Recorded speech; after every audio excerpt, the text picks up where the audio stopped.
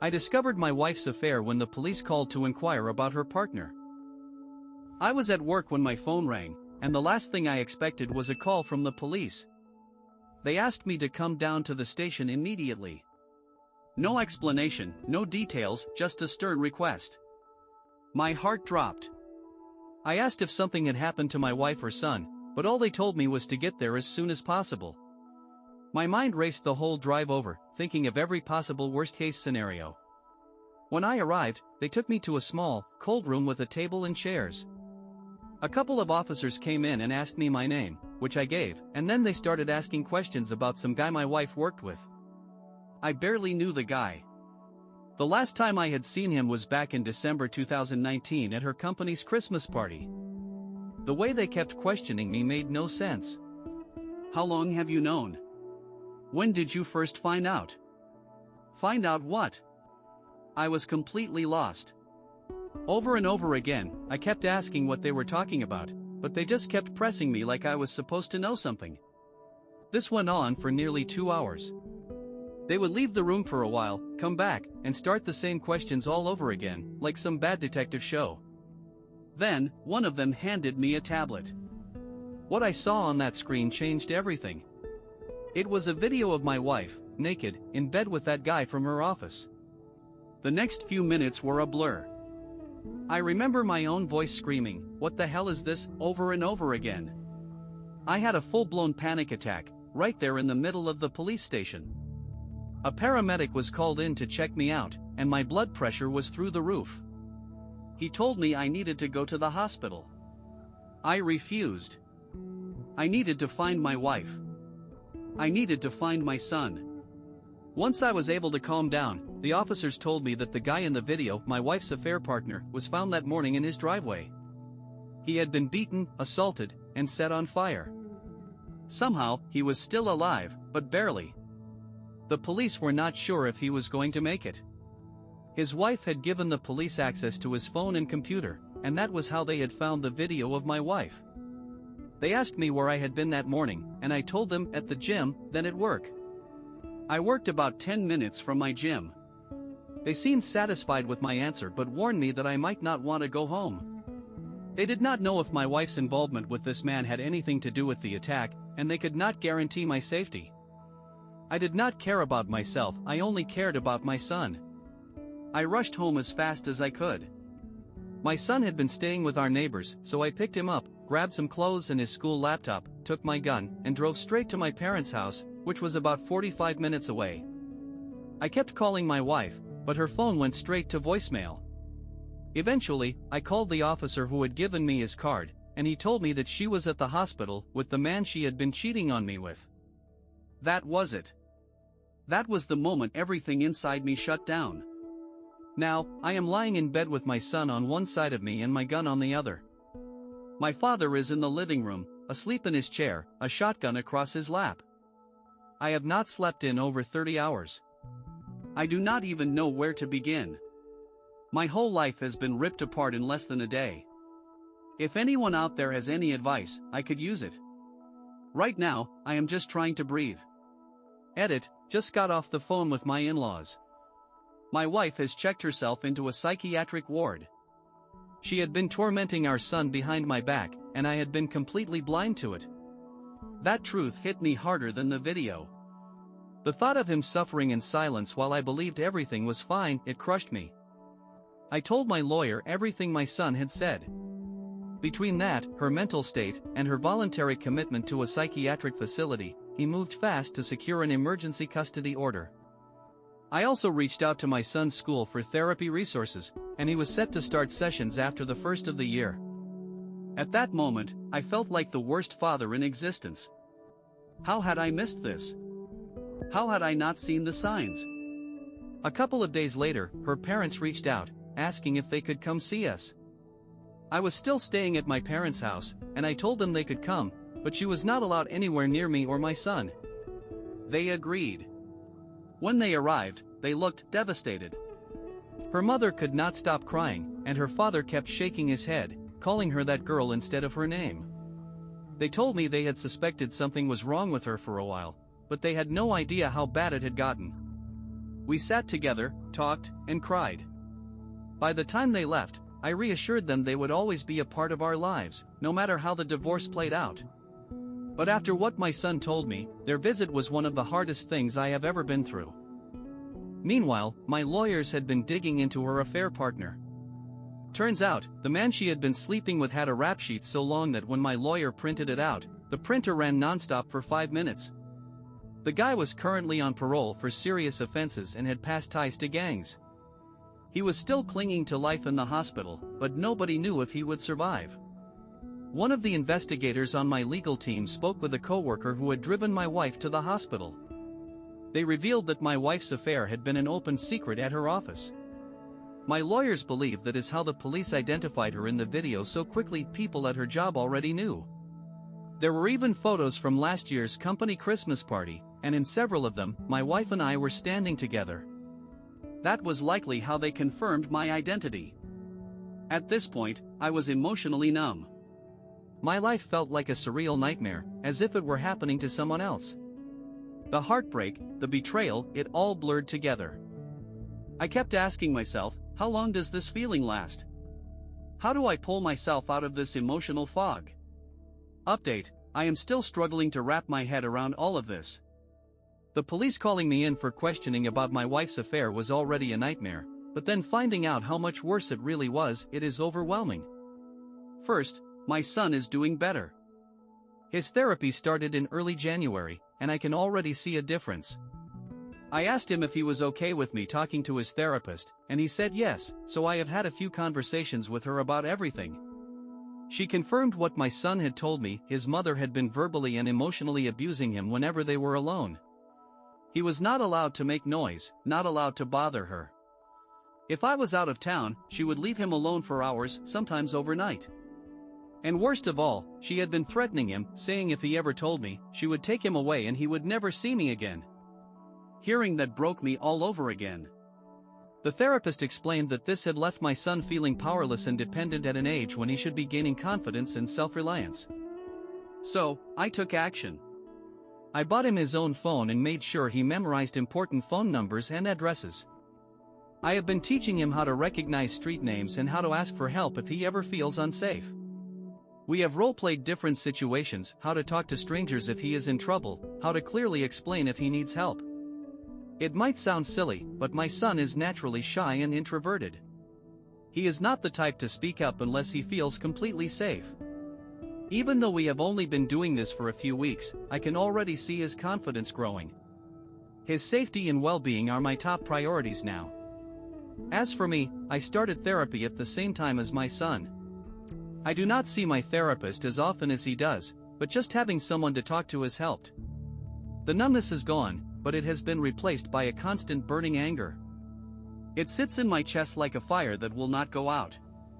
Funny enough, I hate being angry, but it is still easier to handle than the numbness.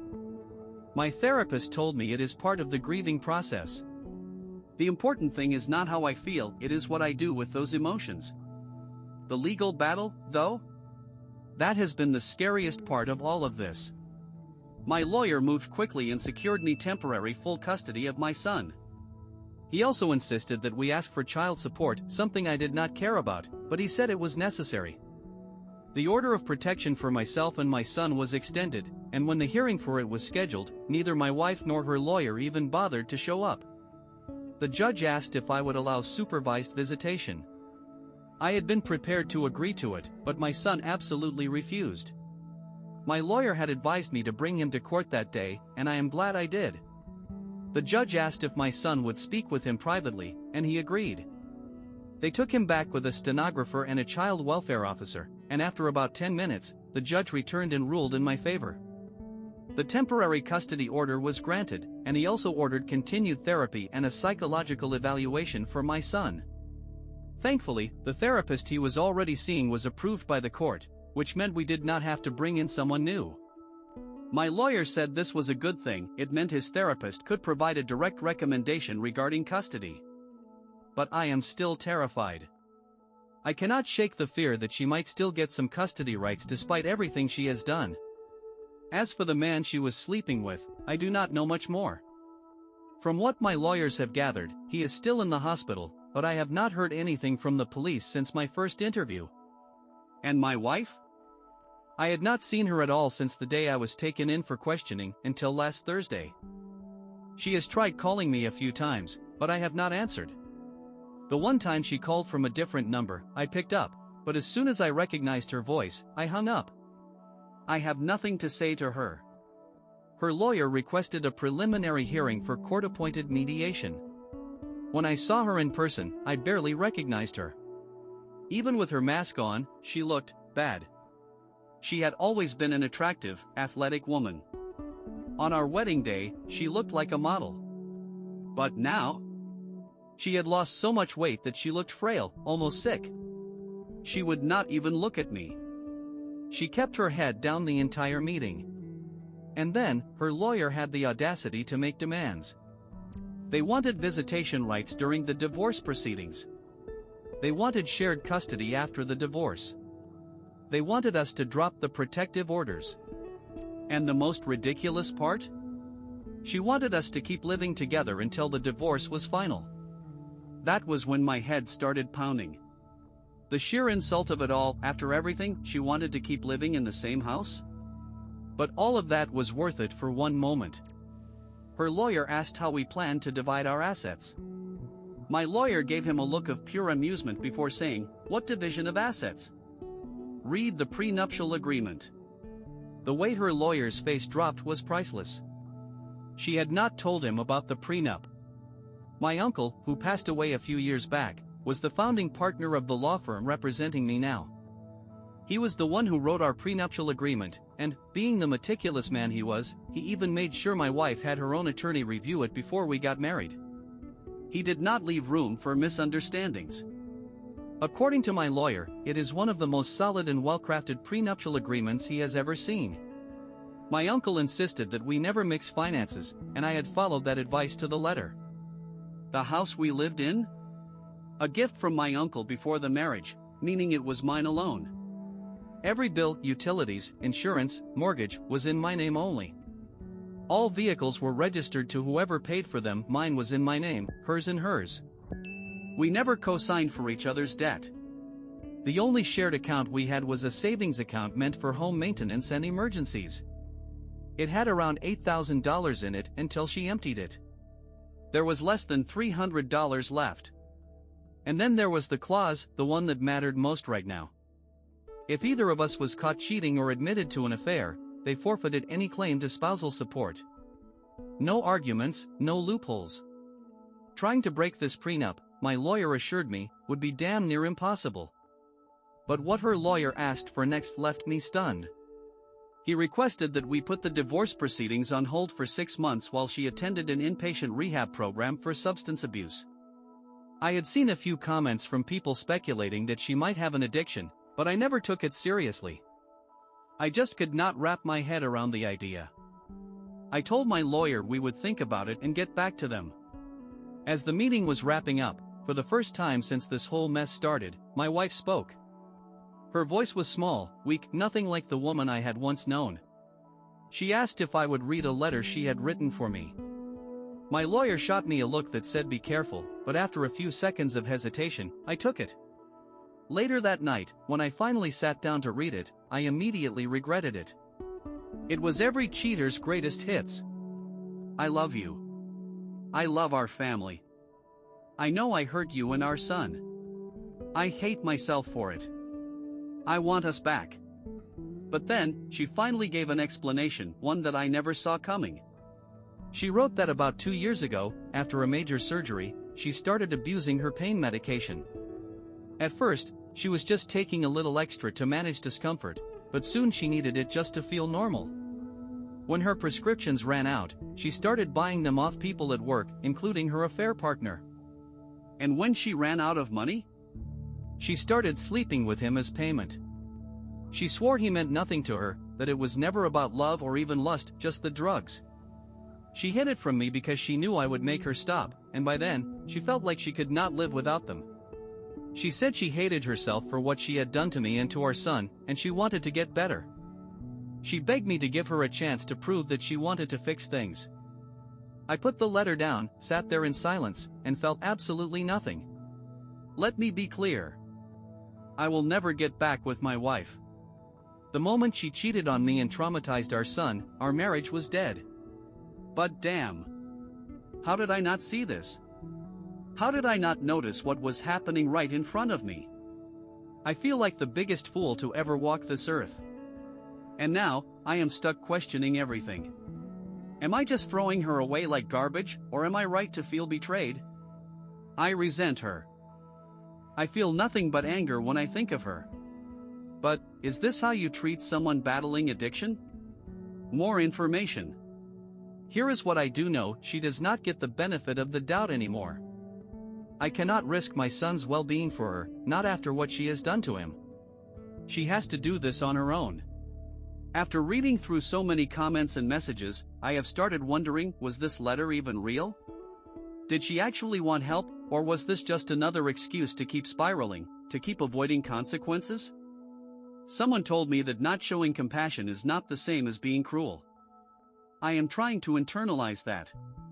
Letting her fall is not the same as pushing her down. She has left me with an impossible decision. If I help her, I risk my son feeling betrayed by me. I will still go through with the divorce, but I might reach out to her treatment facility to see if there is a way I can support her from a distance, not as her husband, but just as a fellow human being. Because, at one point in time, I really did love her. But my son comes first. Always. Also, when I showed my lawyer the letter, he looked like he had just won the lottery. "This is perfect," he said. Apparently, it is a full admission of untreated addiction, which practically guarantees me full custody in court.